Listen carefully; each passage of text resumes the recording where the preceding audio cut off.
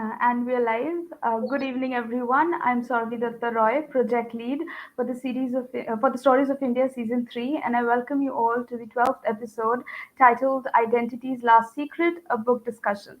Stories of India is brought to you by www.tellmeyoustory.biz, a paperless media that works towards popularizing stories from academic research and social significance in collaboration with global thought leaders. Registrations are now open for the writing program season 6, the last date for registration being May 15, 2022. To know more, please visit www.tellmeyourstory.biz. Today, I'm privileged to be in the company of Professor Makarand Paranjape this evening, who will be discussing his latest book, Identity's Last Secret, with us. Professor of English at Jawaharlal Nehru University, New Delhi, Dr. Paranjape has served as the director of the Indian Institute of Advanced Study, Shimla. Dr. Paranjape is also a poet and a novelist. His latest books include JNU, Nationalism and India's Uncivil War, Identity's Last Secret, Swami Vivekananda, Hinduism and India's Road to Modernity, New Perspectives in Indian Science and Civilization, debating the post condition in India and the death and afterlife of Mahatma Gandhi. He is currently a columnist in Open Magazine, Gulf News, the New Indian Express, and The Print. We welcome you, sir. Thank you so much. It's lovely to be here. And for viewers who came at 6:30, apologies, there was some confusion about the time. But now we are on. So welcome to everyone. And go ahead, Sourabhi. Looking forward to your questions. Yeah. Right, sir. To begin today's session, I would like to request you to introduce the concept for Identity's Last Secret to our viewers. Well, yes, this is the book, you see. And it's an unusual book in the sense that it combines poetry, criticism, philosophy.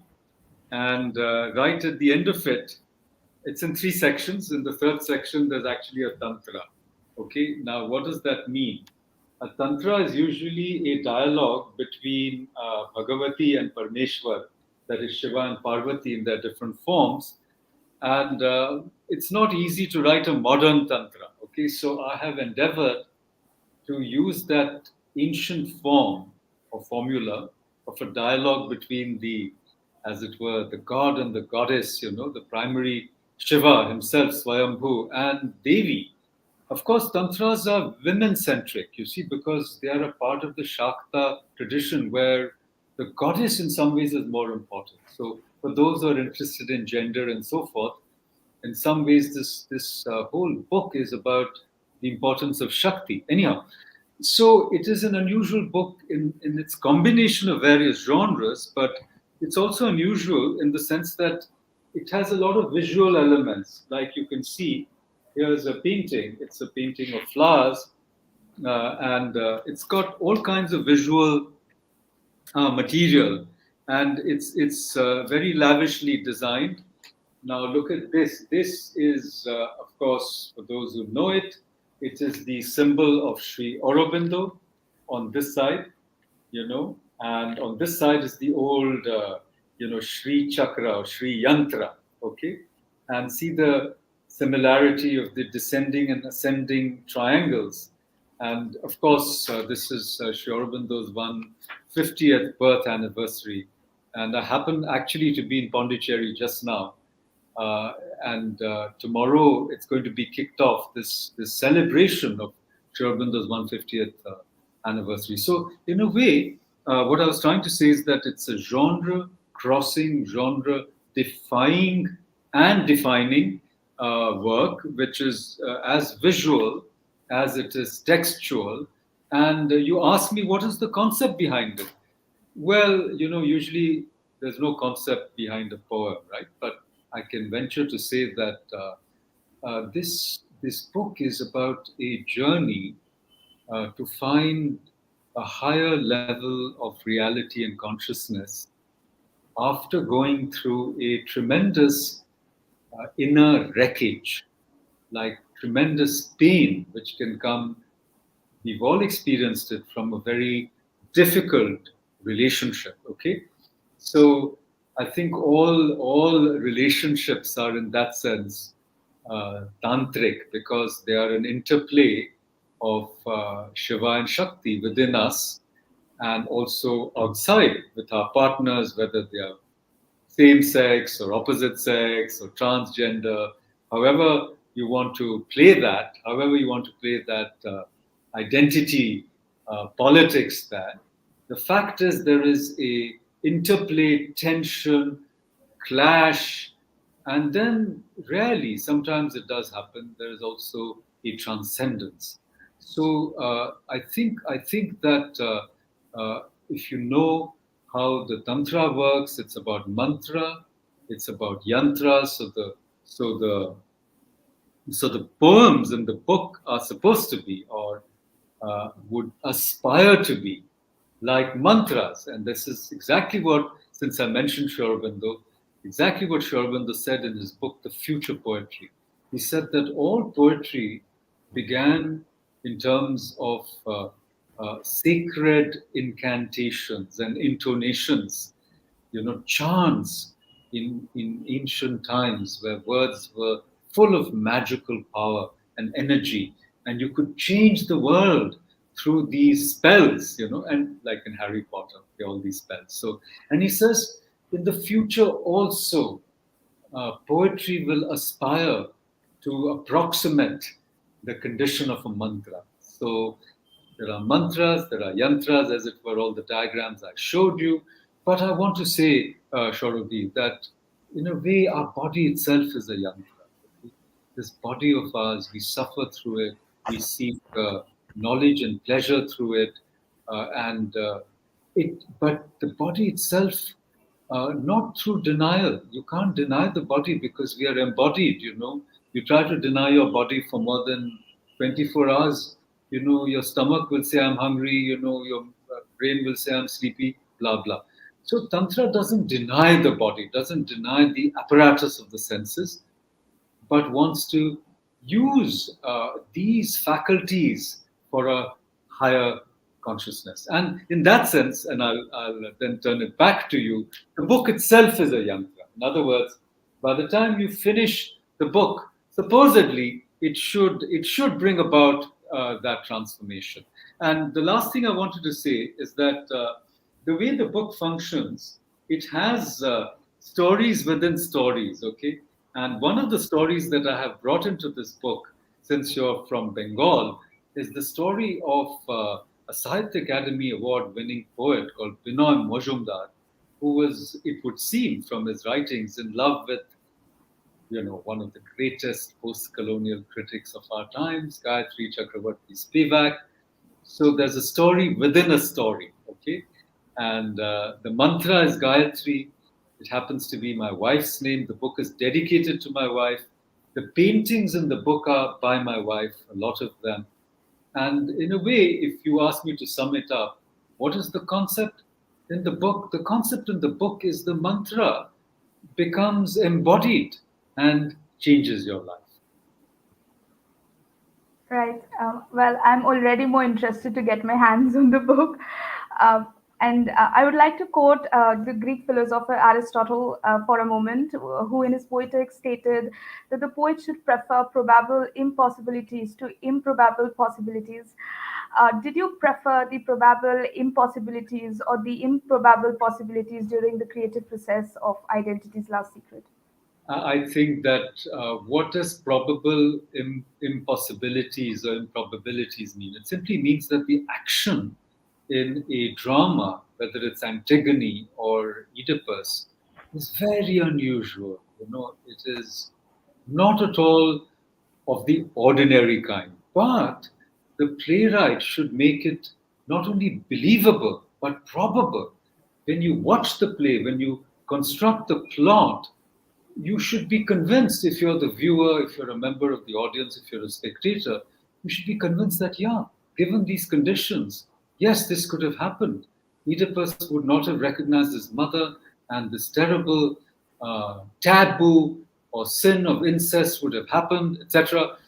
So that was what Aristotle meant. And I think I endorse that completely, in the sense that this book is full of, in some sense, if not magic, certainly it's full of miracles.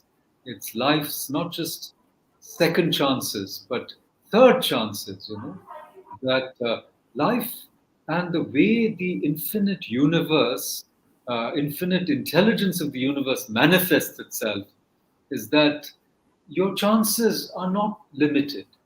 And it is about love in the end, that love doesn't die, na hanyate. There was a very nice book by that title by Maitrey Devi also. Again, since you're from Bengal, I wanted to mention that it's referred to in the book. Na hanyate is, of course, from the Upanishads. It's also in the Gita. Na hanyate hanyamane sharire. But it's become like like a cliche, like a formula. But you have to actually experience it. That what is it that overcomes death, and death in all its different dimensions, which is also a release, by the way. For example, if you're in a very, very painful and difficult relationship, the dying that you experience or the dying of the relationship is a release. And from that death, from its ashes, something new is born, something is fertilized, okay? So it's that transition, you see, in a way, the metaphor, the defining metaphor in the book is the metaphor of the wound.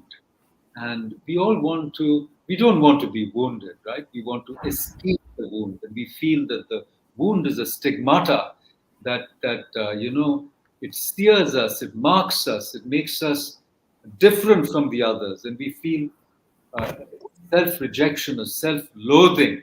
But here, the wound itself is a trail. It's the trail of blood which leads you back to the beloved. And you begin to see that the wounded are the blessed. Okay.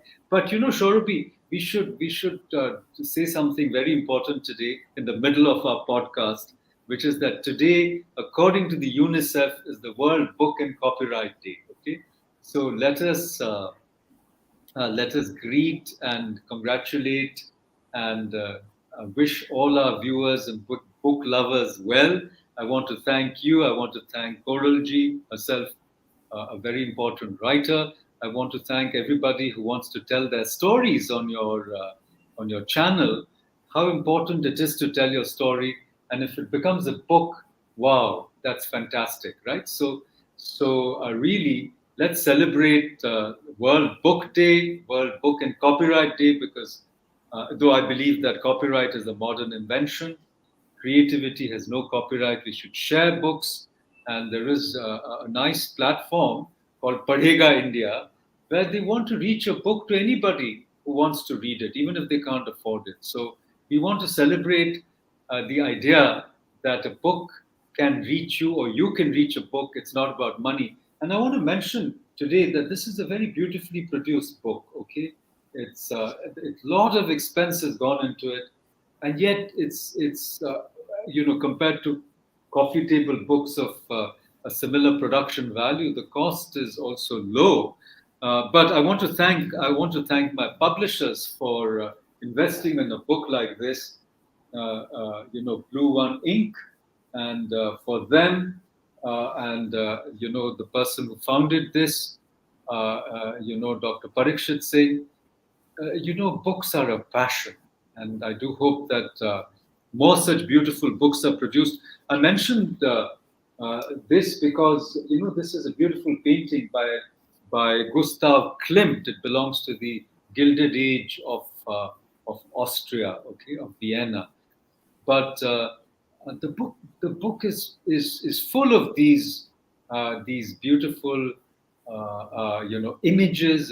It's an object that you can cherish and hold, and it has a tactile as well as a visual appeal, and it's beautifully designed as well. I want to thank the designer of this book, Deepika Mehta, who took a lot of time and effort to design this book. So on World Book Day, I believe that we should celebrate books like this, books which take a risk and which involve,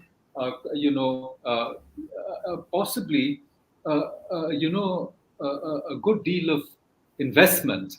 But I hope that, as I said, the book is a yantra, and it keeps, uh, as it were, paying for itself as you read it and as you, own it, cherish it, gift it, display it. Right, sir.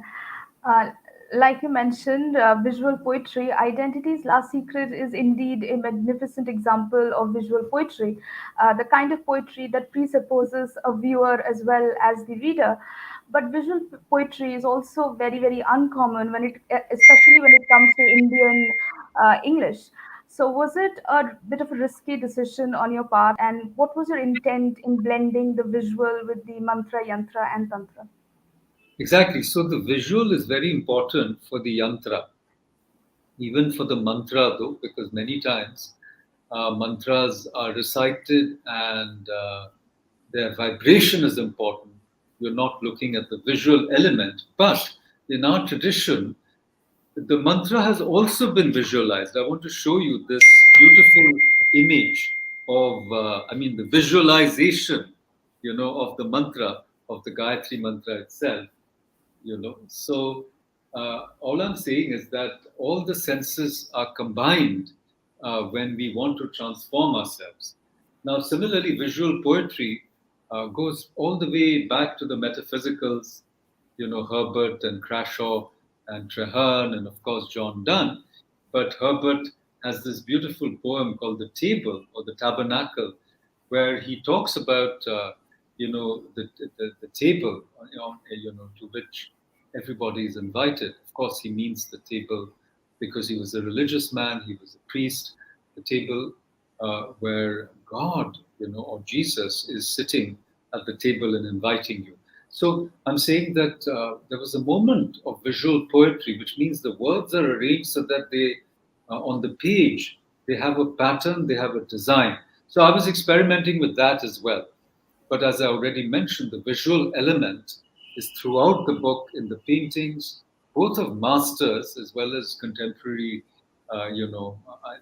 watercolors and acrylic sketches by my wife Gayatri. So the visual and the textual blend in order to create that possibility of transformation. Right.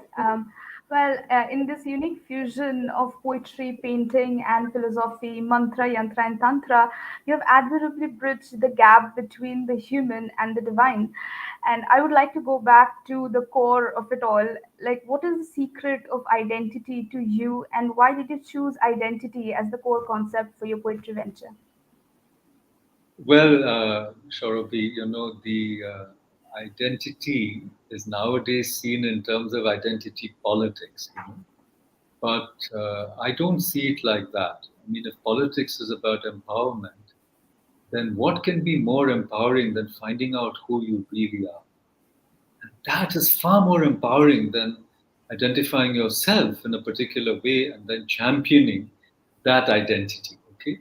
So, in a way, if you find out your true identity, then what should I say? That secret, because it is a secret, it's not easy to find out who you are because we usually stop at our physical, some go to a different plane like the emotional or the mental plane, but very few can succeed in going all the way to understand what the secret of consciousness is, like who are we? And how is it possible for us to even have this conversation, right? And so many people to listen in.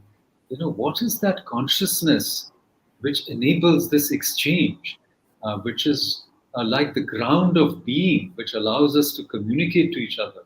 So it is an attempt to figure that out. And this is a perennial quest, it's not a new quest.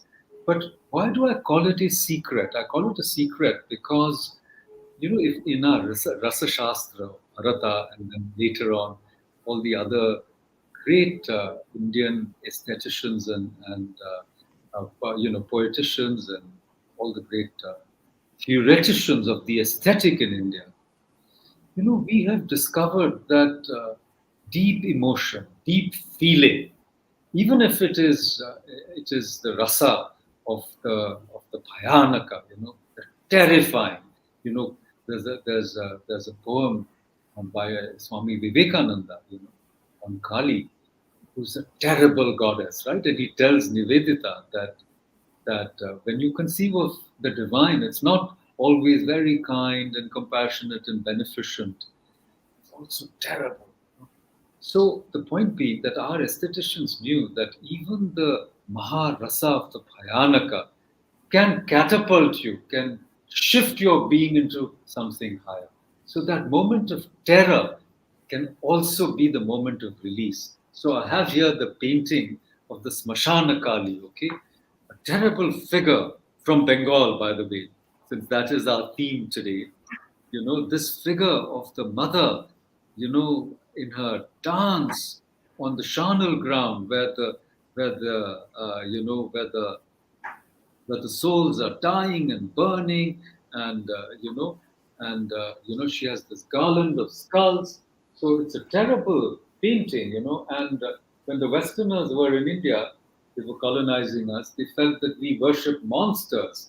But I mean, Swamiji writes about this, and there's a deep symbolism, in this Smashana Kali as well, which in a way I've explained. But the point being that deep emotions, okay, even fear, not just love, okay, not just the Shringara Rasa or Raudra, great anger, they can transform us, into a higher state of consciousness. Of course, the point being that if you're the spectator, then I mean, the way the Rasa Shastra works, you are not supposed to feel horror or fear in quite the same way, but because you enjoy it, it becomes a rasa for you. But for the artist, they have to portray it, right? So as a writer, you have to portray these emotions, but those emotions then transform. So I have elements of the burlesque, I have elements of farce.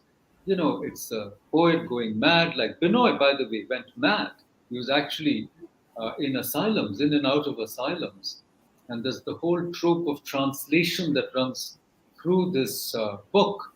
Because in one of his poems, he calls his beloved, supposedly the person I mentioned, his Hriday Ishwari, and he says that they will meet in heaven. So going to heaven is like translation, because the original meaning of the word translation is to change your form so that not just from one language to the other, but from this body to the other body that you will have when you're supposedly in heaven. So the point is that some poets can go mad, but other poets, through a terrible experience of wreckage or heartbreak or death, can come to the other side and find that joy, can find that ananda or that chamatkara, the miracle. That is the heart of, I think, Indian aesthetics, that the work of art should have that trigger, like a miracle, like the chamatkara, that feeling, which is called the adbhuta rasa, the sense of wonder, the sense of vismaya, the bhava is vismaya, but the wonderment. And the reason I'm saying all this is because our journey through modernity is really a journey through the worst of, I think, the depths of human despair and alienation. And the three parts of the book are meant to take you through that. And the entire, at times, very negative power play that happens in any human relationship, because a relationship is also an exchange of power. So I showed you the paintings, and Klimt's painting is like a very, dominant male, and the woman is completely subdued and conquered. And the first one, which is a painting by the great Edward Monk, who also did this famous painting called The Scream, is about almost a vampire-like figure, with the man completely in her control, and her flaming orange-red hair is like streaks, like a wound on his face. So it was also called the vampire, by the way.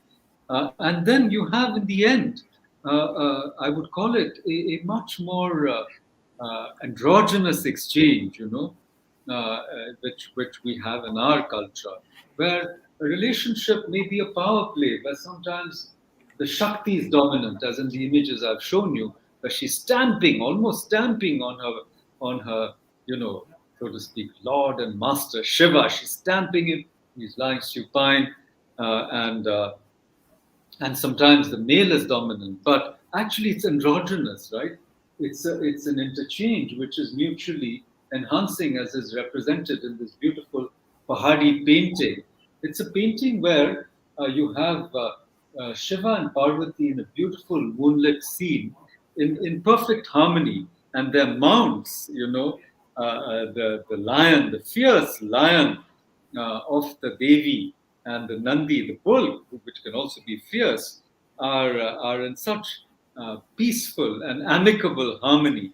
And if you notice, the Devi almost, she look at her hand. It's almost see her hand is almost suggesting it's lying on her tummy. It's almost suggesting as if it's a moment of conception, of happy conception. And the Tantra actually makes that point that when you know who you are, you know, I called it the endless love Tantra. What happens is the being may be in it's like two in one. So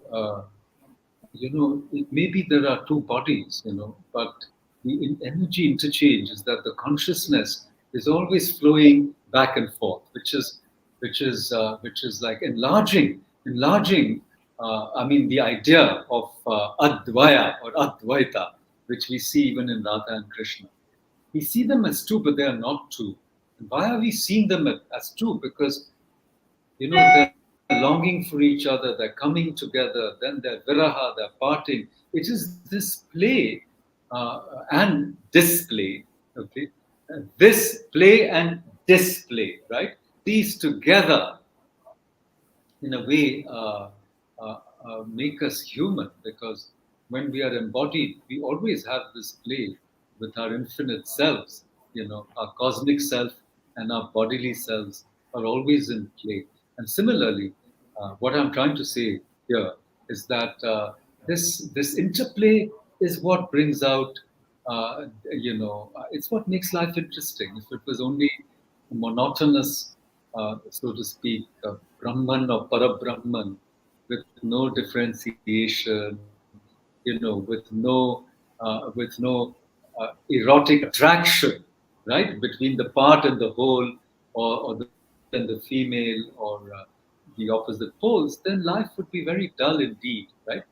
So this is the point that we are always striving for equality, but equality is not uniformity. Okay? Equality means this mutual interchange and exchange, where the sum of the two, in this case, let's say the male and the female, is much more than the sum of the parts. That 1 plus 1 is not 2. 1 plus 1 is infinity, because that is love. Love is an infinite interchange and augmentation of energy. So one by itself doesn't work. Two, okay, they're always struggling, they're trying to find some commonality, but the kind of what we show in our traditions, that kind of interchange, 1 plus 1 equals infinity. Right, sir. It's amazing that you have talked about such huge and weighty subjects in such a pleasant manner, and I guess everyone can understand it better. They don't need a literature background to understand the subjects. It's also amazing that you talked about Kali and fear, because love, I think most poetries do talk about, but the fear factor is somewhere missing, or maybe I'm reading all the wrong poetry.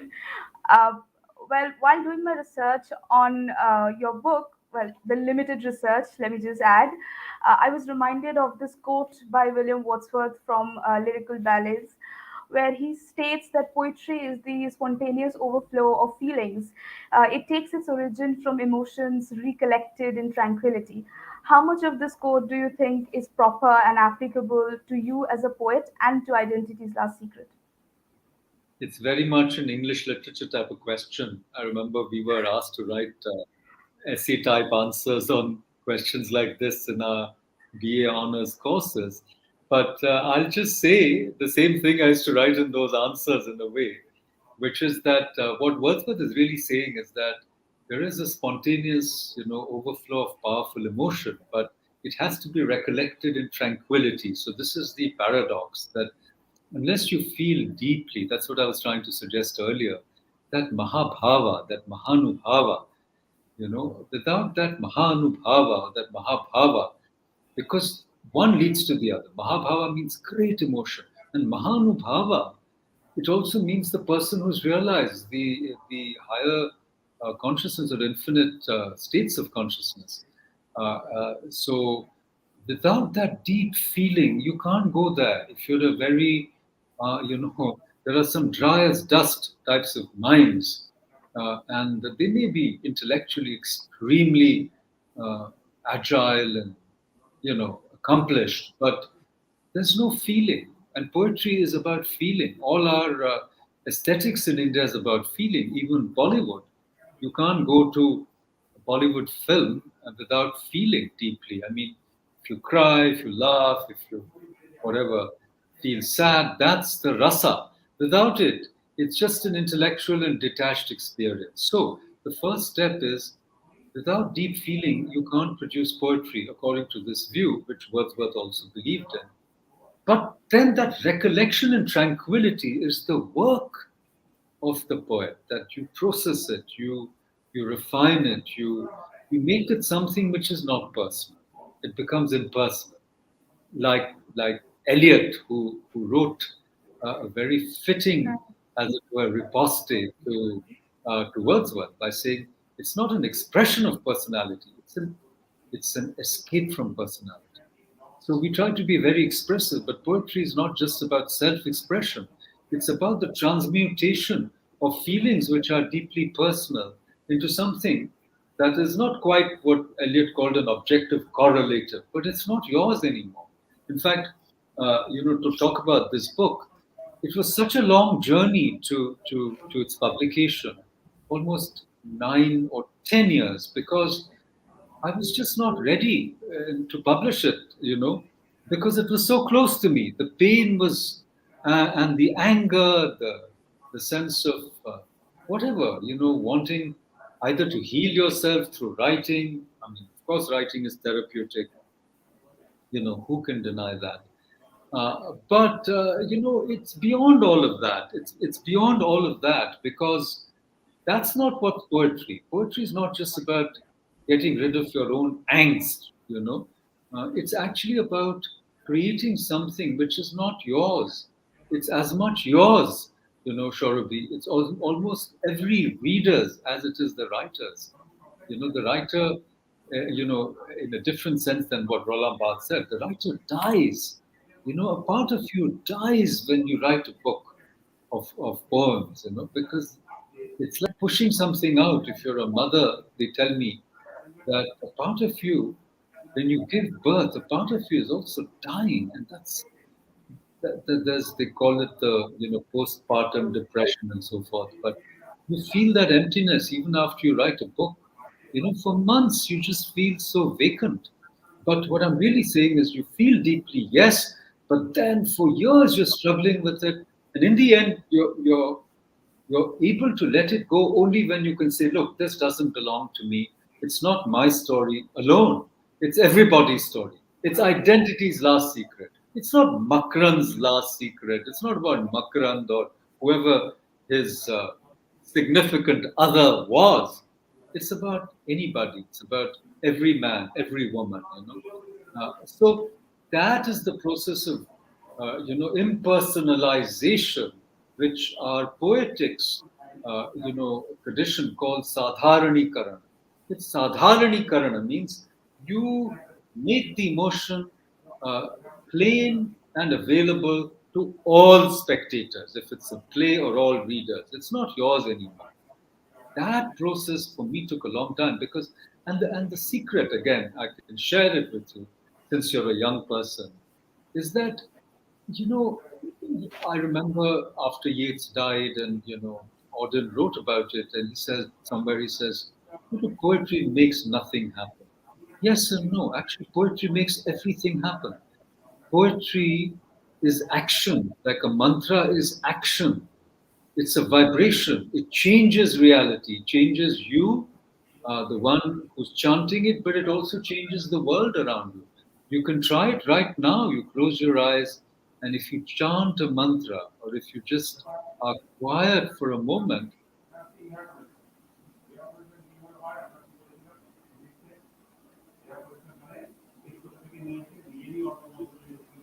even the silence changes something in you and around you, even in cyberspace. Okay?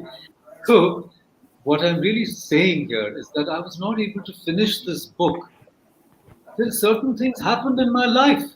You know, I was struggling with the book. The book was a work in progress, and nobody's finished. We are all works in progress, right? And even death is not the end of us, frankly, because a part of us continues, an energy, a narrative. It just keeps resonating. That's why when you look at the photo of your grandmother, or in my case, my dad, who's no longer, I look at his photo, I feel he's alive. He's living somewhere, he's living inside me.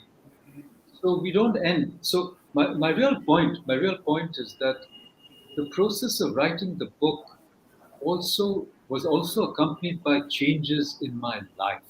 Okay, so the book finished when something in my life also reached a certain, should I say, terminus, and then the book came out. So, as I said, every act of giving birth is also an act of dying, and you have to die to that emotion and its visceral and hurtful quality. That has to be healed completely, and the scar is okay. The scar is a red badge of courage. Okay, I don't think any wound heals completely. Even medical science tells us, and that's fine. We carry so many wounds, and these wounds are the door, as I said. A wound is a door to a higher, uh, uh, uh, to a higher consciousness and a higher energy. Right, sir. Lastly, can you name a few poets that might have inspired you over the years, and how did that shape you as a poet yourself? Also, if you could quote your favorite or most remarkable, striking words by any other poet. Right. Now, the last bit, if you give me permission, I'll read an excerpt from my own book because I want viewers to have a feel for what happens in the book. It doesn't mean I'm my own most favorite poet. No, no. But, I'm a bit of a classicist, So in English poetry, I love Shakespeare. I love Milton. I love Eliot as well. There's Eliot in this book as well, because in the wasteland, as you know, the wasteland is a deep metaphor, for what happened to the West, which is that their civilization, as it were, dried up, and the wasteland is the search for water. The water, of course, the waters of life, okay? And in a way, somebody would say that it's the search for the Holy Grail because, the chalice, because Eliot was a deeply religious man, but he got some of his mysticism from us because he read Sanskrit at Harvard. And the wasteland is full of references to the Upanishads, as you know. But the Vedas, and if you read Sri Aurobindo, okay, The Secret of the Veda, what a great book. The Vedas are also about the forces that want to trap the waters of life, and the waters of life go underground and they have to be rescued. Like the cows of dawn. The cows of dawn are like, the cow is again a metaphor, okay? It's like these beams or rays of light. And then there are these forces which obscure the light, right? And the light is not just outside, Sourabhi, the light is inside us. We all have a shining star, a sun, the Savitur Varenyam, That sun of higher consciousness is inside us, but it's obscured. It's obscured by the darkness of egotism, of ignorance, of the passions. So we are searching, and so we're searching for the waters of life, which have gone underground. Saraswati goes underground, right? We're looking for that Saraswati, the ever flowing, the beautiful flowing Bharati, that Sri Aurobindo called Bhavani Bharati. okay, in Bhavani Mandir, a revolutionary pamphlet written in 1905. But this Bharati, call her Mother India, but she's really Saraswati. She's the fountainhead of knowledge. And that river is flowing inside us, but it's gone. It's like, Ida, Pingala, and the Shushumna Nadi. That is Saraswati, but it's hidden. Okay, so you have to find that source, of inspiration. So Eliot is very much in this book. So my poetic tastes, tend to the classical, a classical classicist, and not, I mean, I'm not a great, should I say, admirer because I'm ignorant of things like rap poetry and this and that. It's nice. It's got a rhythm. It makes you tap your feet. But I like the great poets. I like Whitman, though he's so different, so different from, let's say, Eliot, another American. But these are the poets I've loved, and I love Keats. Keats is one of my favorite poets. He died so young, but I think Keats understood something. His negative capability, that idea, and the idea of truth and beauty being one, is so profound. I think it speaks to the heart of Indian aesthetics. That whatever the imagination seizes as real must be true. If you can imagine it, it must be true. Otherwise, you wouldn't have felt it. So love is also like that. When you feel that tremendous love, it has to be that. It will take a shape. You will find it. You will find the person because you've imagined it, you've felt it. And where is that person? And if you again look at all the great love stories, Orpheus and Eurydice, Dionysius, and all the Krishna and Radha. And I mean, look at Radha's yearning. Though Radha doesn't actually feature in the Bhagavad Puran, she comes later after Jayadev and all. But imagine a gopi. Imagine the yearning in the heart. And when the flute plays, she feels, wow, it's real. Somebody's calling me. So, there's a yearning in our hearts, and the flute player, the divine flute player of Vrindavan calls us. And then we go, we break all the boundaries, we go at night, we become the Abhisarika, and in the moonlit night, there are snakes on our path. I have a photo of an Abhisarika here, of a photo of a painting, a Pahadi miniature. And we go to the forest clearing, we're risking everything, our reputation is on the line, we may be disgraced, our relatives will disown us. We risk all this. There's an Abhisarika moment in Devdas also, when she goes and then Devdas rejects her. What a terrible scene that is. Anyhow, and he loses her forever because she's saying to him, look, I've risked everything to come to your house and you can't accept me? Too bad, you don't deserve me. So my point is, we risk everything, and then we believe that in that forest clearing, the divine lover will embrace us.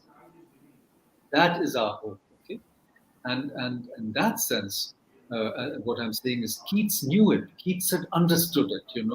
And it didn't matter if Fanny Brown didn't love him, and whatever. He kept a locket in his locket. He kept a strand of her hair. If you go to Hampstead and you go to Keats's home, he was a very modest guy. He was training to be a doctor, and he died young. Terrible life in that sense. Some say he had consumption. Some say he had syphilis. We don't know. That's not the point. But I think I love Keats because he had found the truth. And if you just read his odes, wow, to cease upon the midnight with no pain. You ask me for some, now more than ever, seems it rich to die, to cease upon the midnight with no pain. You ask me for some favorite lines, here they are. Now more than ever seems it rich to die, to cease upon the midnight with no pain. This is the feeling you have when you found that divine love, whether you're alone or whether you're actually in the arms of your beloved. You feel your life is done. You can just leave right now. Everything is so beautiful. Okay, so these are some of the poets I've loved. And, like you, I'm a student of English literature, but I love poetry in all languages. I love Bangla poetry. I love Tagore.